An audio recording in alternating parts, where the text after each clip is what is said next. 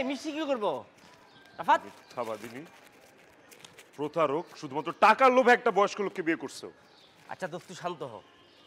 তুই একটা জিনিস চিন্তা করে দেখ, একটু ভাব, একটা মেয়ের মন মানসিকতা কতটা খারাপ হইলে এত বড় সত্যটাও লুকাইতে পারে।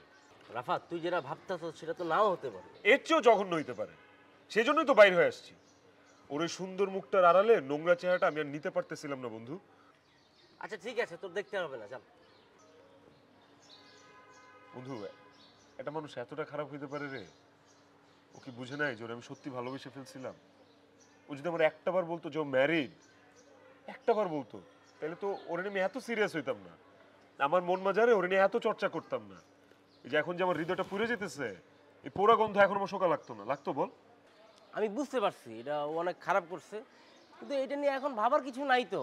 চল বাসায় যাই, মাথা ঠান্ডা করে এটা নিয়ে চিন্তা করি। এখন চল তো, আয়। আমার ভালো লাগতেছে না, আমার খুব অস্থির লাগতেছে। তুই যা, আমি আসতেছি। যা। তুই কি করবি? তুই যা, আমি একটু হাঁটাহাঁটি করবো, একটু শহরটাকে দেখি। আজকে খুব অচেনা লাগতেছে এই শহরটা। আরে আমি তুই যা না, টেনশন করিস না, আমি হারায় যাব না, বাচ্চা না আমি। যা।